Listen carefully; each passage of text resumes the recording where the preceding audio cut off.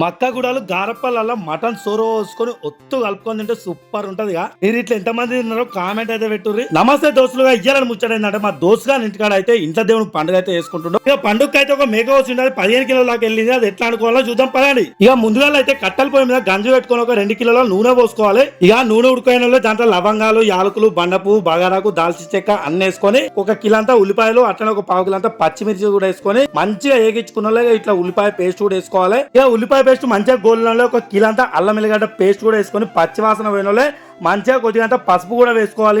ఇప్పుడు ఆ 15 కిలోల మటన్ ని దాంట్లో వేసుకొని మంచిగా కలుపుకోవాలి. అట్లనే ఆ మటన్ లో ఒక 200 గ్రాముల దొడ్డుప్పు అయితే వేసుకొని మంచిగా టేస్ట్ ఉంటుంది దొడ్డుప్పుతోటే. ఇక మటన్ అయితే ఒక 20 నిమిషాలు మంచిగా ఉడికిన ఒక 300 గ్రాముల కారపొడి అట్లనే కొత్తిమీర పొడి అట్లనే కుడక పొడి కూడా వేసుకొని మంచిగా ఒక 10 నిమిషాలు మళ్ళీ గట్టి ఉడికించుకోవాలి. మటన్ అయితే రెడీ అయిపోయింది. కానీ నేనైతే ఫంక్షన్ కాబట్టి కొన్ని నీళ్ళు పోసుకున్నా, మీరు ఇష్టం అంటే నీళ్ళు పోసుకోవచ్చు, లేదంటే లేదు. లాస్ట్ లో కొత్తిమీర వేసుకొని దించుకుంటే మన వీడియో నచ్చినట్లయితే సబ్స్క్రైబ్ చేయండి.